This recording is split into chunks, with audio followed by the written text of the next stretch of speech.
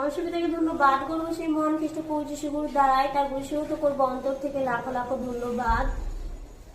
তো আমার খুব সমস্যা ছিল কি, আমার কি ছোটবেলা থেকে মানে 10-12 বছর বয়স থেকে কি পেটের যন্ত্রণা হতো, কি সেখান থেকে কি মানে ডাক্তার দেখেও কি পরিত্রাণ পেতাম না।